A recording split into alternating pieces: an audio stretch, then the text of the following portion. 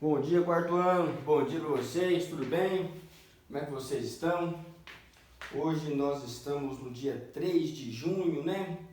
Nós estamos aqui na quarta-feira e vamos dar continuidade ao nosso conteúdo que nós estávamos trabalhando, né? Nós estamos falando do capítulo 4 da segunda unidade, as primeiras vilas e cidades brasileiras. Nós falamos que as primeiras cidades foram criadas aqui, junto com elas vieram as plantações de cana-de-açúcar para fazer com que as pessoas ficassem, né, naquele mesmo lugar, num lugar fixo, não ficassem se mudando constantemente. Falamos das características, né, do porquê em escolher o açúcar e falamos sobre o sistema de plantation de cana-de-açúcar, que é o modo como se organizava a produção do açúcar no Brasil. Nós falamos um pouquinho sobre a vida nas cidades, falamos que a maior parte das pessoas viviam no campo, nas fazendas, na zona rural, e poucas pessoas viviam nas cidades. Haviam poucas cidades. Quem viviam principalmente nas cidades? Olha, as autoridades, né, os representantes de Portugal, por exemplo, os governadores, os juízes, os delegados, as escolas, as maiores igrejas, o bispo. Então você tem ali, além disso, muitos comerciantes vivem também na cidade. A cidade é o local principal onde ocorre o comércio, né? Haviam também, pessoal, algumas pessoas pobres, miseráveis, que trabalhavam ali fazendo o que nós chamamos hoje de bico, né? Recebe ali para fazer um trabalho um dia, às vezes trabalha de pedreiro, de construtor. Então, mas principalmente o grosso das pessoas, a maior parte da população brasileira vivia no campo.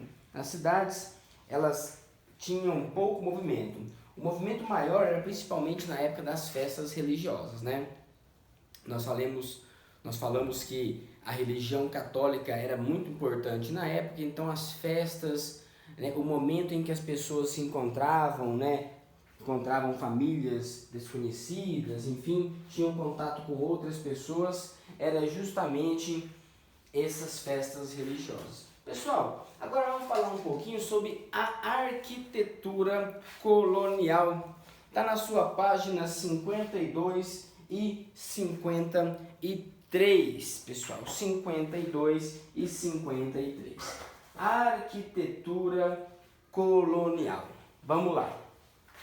Pessoal, nós aqui em Goiás temos cidades em nosso estado que estão próximas de fazer 300 anos.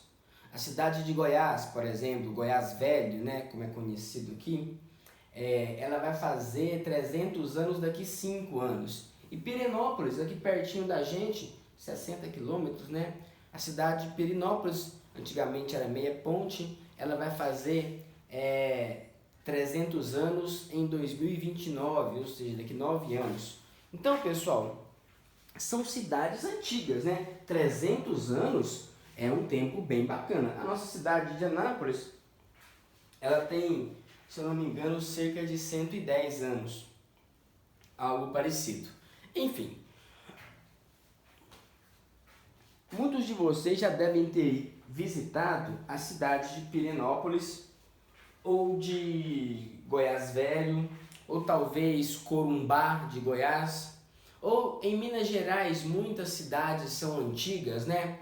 Ouro Preto, por exemplo, Diamantina. Talvez você já tenha ido a Salvador, que é uma das cidades mais antigas do Brasil, ou talvez você tenha ido também ao Rio de Janeiro, que apesar de ser hoje uma cidade também moderna, rica, também tem uma parte dela que é bem antiga, né? Você deve ter percebido lá algumas construçõezinhas antigas e etc. Pessoal, as construções que ficaram, que ainda existem, né, que foram construídas nesse passado, na época em que o Brasil começou a se desenvolver ali, o Brasil começou a ser formado como um país, né? As construções que sobreviveram elas são um exemplo daquela época, concordam comigo? Que elas são um exemplo daquela época do passado. Como é que as pessoas construíam? Como que elas gostavam das cores? Elas gostavam de cores coloridas, gostavam de branco, de cores mais fortes, enfim. É um exemplo de como as pessoas viviam. Como é que eram as casas? Eram grandes? As cozinhas de antigamente, elas ficavam dentro da casa, igual é hoje em dia, ou ficavam no fundo das casas? Como é que as pessoas, onde que elas dormiam? Então, a arquitetura é a arte, mas também é uma técnica, né, um conhecimento de organizar os espaços, os lugares. Então, por exemplo, são os arquitetos que fazem os projetos das casas. Muitos engenheiros também fazem, né? São os arquitetos que fazem os projetos de hospitais, de escolas, né? Para quê? Para usar melhor aqueles espaços. São os arquitetos também chamados de urbanistas que constroem as cidades. Por exemplo, o urbanista Lúcio Costa foi quem desenhou a cidade de Brasília, que é a capital. O arquiteto Oscar Niemeyer projetou os prédios, né? Projetou as construções. Então é a arte e também a técnica de criar espaços organizados, né? Para melhor utilizar esses espaços, né? Como as moradias, o traçado das ruas, o formato dos parques, das calçadas, etc. Ok? Quando eu falo arquitetura colonial, pessoal, o que eu me refiro aqui, quarto ano, quando eu falo arquitetura colonial? Eu me refiro às formas das casas, ao formato das ruas, das cidades, ao modo como era construído as igrejas. Então eu falo de tudo tudo que se relaciona com as construções criadas na época em que o Brasil era uma colônia. Durante 300 anos o Brasil foi dominado por Portugal. Nessa época, como as pessoas viviam, né? Então, tudo que sobrou daquela época, as obras de arte, as pinturas, as construções, são chamadas de arquitetura colonial, né? Então, é o formato das casas, o formato das cidades durante o período colonial. O Brasil esteve dominado sobre Portugal. Vamos lá. Como eram as construções, pessoal? As primeiras construções eram chamadas de tejupar. Tejupar. T-E-J-U-P-A-R. Mas não precisa se preocupar com isso, é só uma informação. Os tejupares, pessoal, era basicamente um quadrado. As paredes eram feitas de barro e o teto era feito de folhas de coqueiro, de palmeira. Alguns de vocês já devem ter ido em rancho, ou por exemplo, se você já foi ao Araguaia, ao rio Araguaia, é muito comum que nas praias do Araguaia tenham uns locais que o teto são de palha, é palha trançada, os trançados vegetais. Os portugueses aprenderam aquilo com os indígenas e faziam o teto das cabanas, né, dos ranchos com essas palhas. Pessoal, não se construía muito usando pedra aqui no Brasil. Ué, professor, por quê? Não tinha pedra? Tinha, pedra tem demais, né? Esse país aqui tem pedra infinito. Só que não tinha pedreiras, não tinham locais onde as pessoas retiravam as pedras, né? Transformavam os blocos de pedras em tijolos. Então as pessoas utilizavam os recursos que tinham, tá, pessoal? Os recursos que tinham. E aí, as construções mais simples, mais fáceis de fazer, que eles achavam, era utilizando o barro. Pegava a argila, misturava com terra, com barro, misturava com folhas, com gravetos, para ele ficar mais resistente, né? Às vezes misturava sangue de animal, sangue de boi, às vezes misturava óleo de peixe, enfim, misturava ali, aquele barro ficar mais grudento, e aí você faz uma armação de madeira e cobre com barro. As paredes eram feitas de barro. Alguns de vocês já devem ter ido em fazendas que são mais antigas e você deve ter percebido que as paredes são bem largas, bem grossas, né? E elas são de adobe ou de taipa. São os vários nomes que haviam no Brasil, né? Então, olha só. Como eram as casas no começo do Brasil? Eram luxuosas? Tinham vários andares? Não, pessoal. As casas em geral eram muito simples, as moradias eram simples, com espaços pouco definidos. Como assim, professor? Espaços pouco definidos. Pessoal, repara bem, na casa de vocês, hoje em dia nós temos espaços bem definidos. Então existe o quarto, que é o local, por exemplo, onde você dorme, onde você estuda talvez. Existe a cozinha, que é o local de preparo dos alimentos, né? Existe a sala de estar, a sala de lazer, que é onde você assiste TV, deita no sofá. Existe a garagem, onde se guarda o automóvel, né? Enfim, existe a área de serviço, onde você lava a roupa, coloca os materiais de limpeza. Naquela época, pessoal, não era muito assim. De dia as pessoas usavam para costurar, à noite elas dormiam no chão.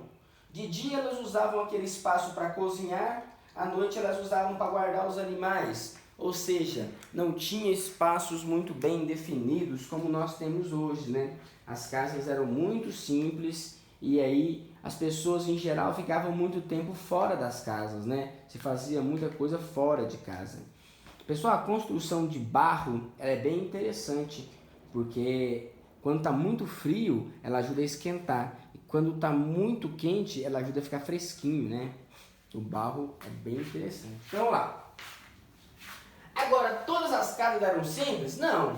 As pessoas que eram mais ricas, os donos das grandes fazendas de cana-de-açúcar, ou os maiores, os mais ricos comerciantes das principais cidades, eles tinham sobrados, eles tinham construções que iam de 2, talvez até 3 andares, né? Aí sim eram casas mais organizadas, tinham salas específicas para servir as refeições, tinham salas específicas para receber os convidados. Então as pessoas ricas conseguiam fazer moradias um pouco melhores, mais luxuosas, mais organizadas. Agora a maior parte da população viviam em casinhas muito simples, tá? As construções eram feitas usando o barro ou argila. Barro. Olha, os nossos tijolos, eles são feitos de barro, mas eles são moldados e aí depois são assados, né? Assa o tijolo. Esse barro aqui não era assado não, ele era misturado e era colocado nas formas, né? E aí depois que ele secava, virava parede, né, pessoal? Eu vou ver se eu mando algumas fotos no Google Sala de Aula sobre as paredes, como era feito essas construções aqui, vai ficar mais claro para vocês. A técnica, o nome que se dá à técnica de você utilizar barro para fazer construções, nós damos o nome de taipa, ou adobo, ou pau a pique. No Nordeste chama-se pau a pique. Aqui em Goiás se fala adobo ou adobe. Lá em São Paulo se fala taipa.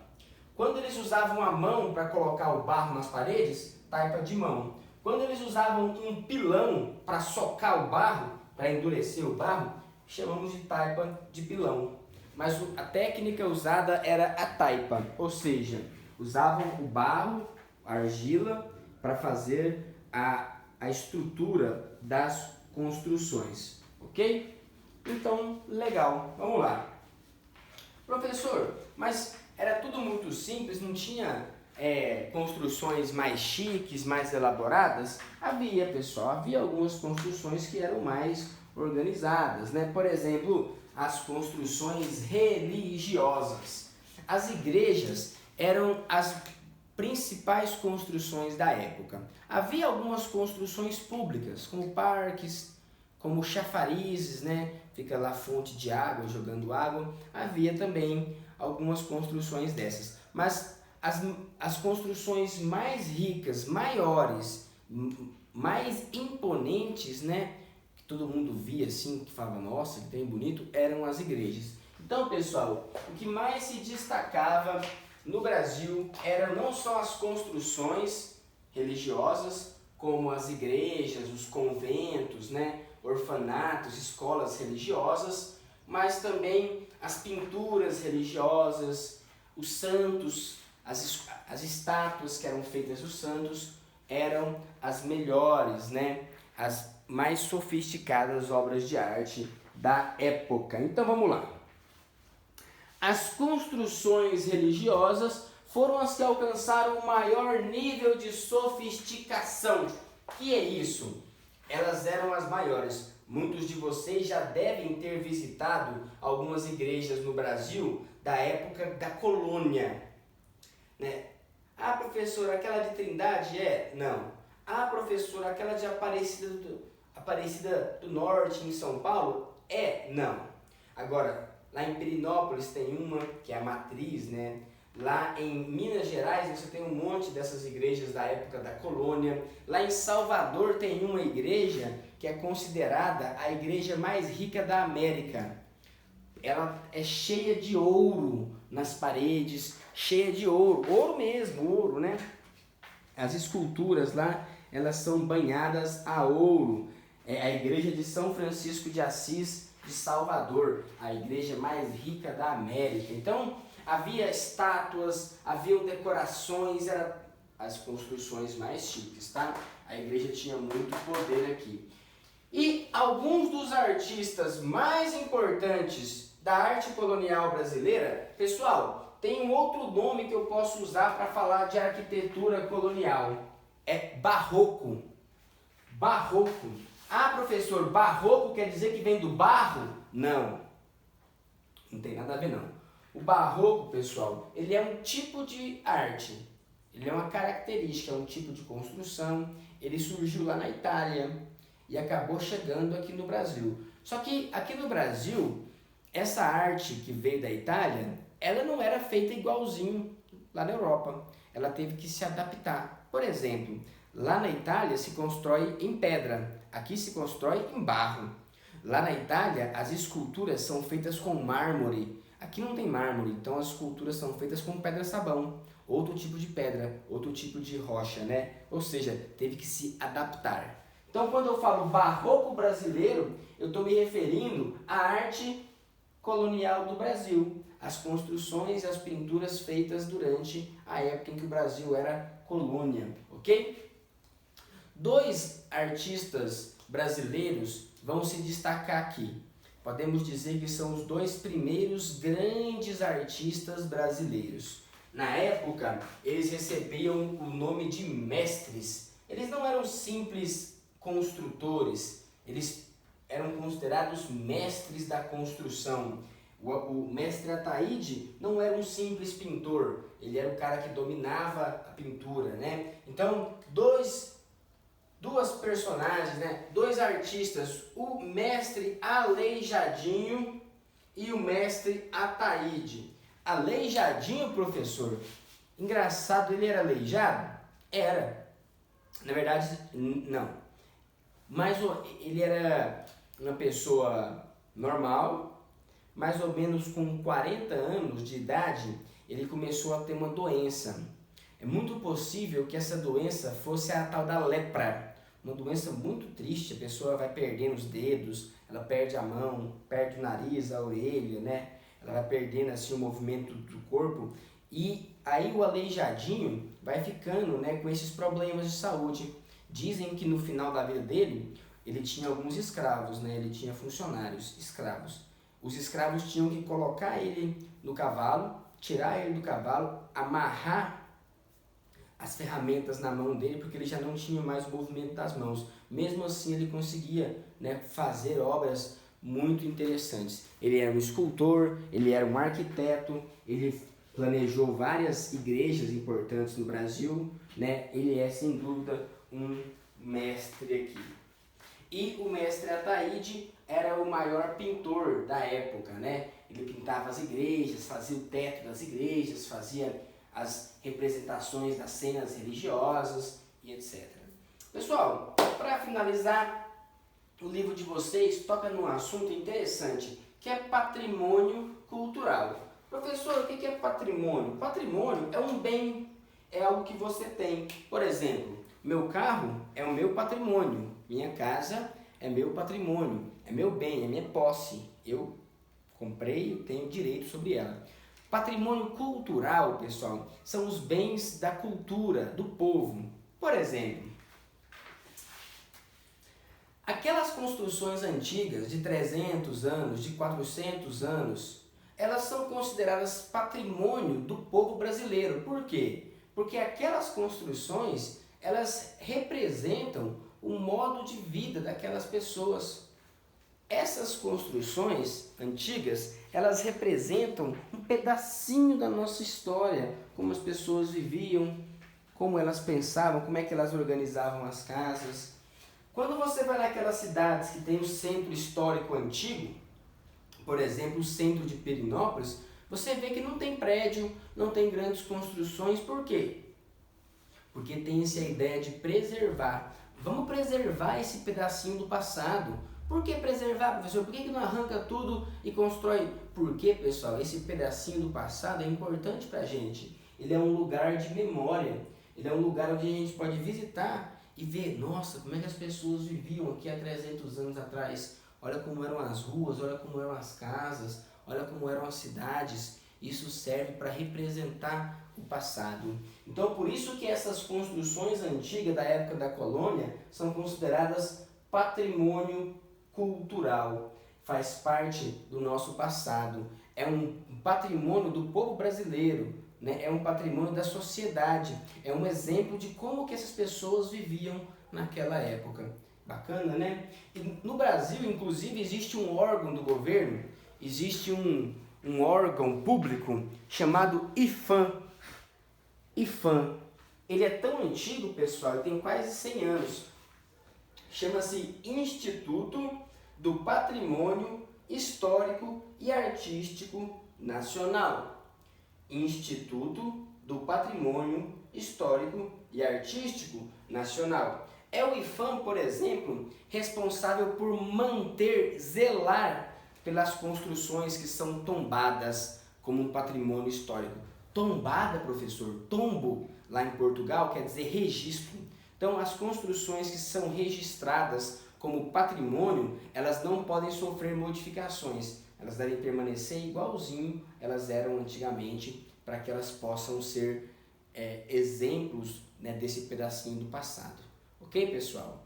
Inclusive, quem organiza os museus do Brasil é esse órgão também. É o IPHAN quem organiza os museus artísticos e os museus históricos no nosso país. Ok? Então, pessoal, quando você for visitar um lugar desses antigos, históricos, você for para a Europa, você for para o Rio de Janeiro, você perceba como que as pessoas viviam naquela época, como é que é um pedacinho do passado. Tá? Então, até mais. Agora nós temos mais atividades.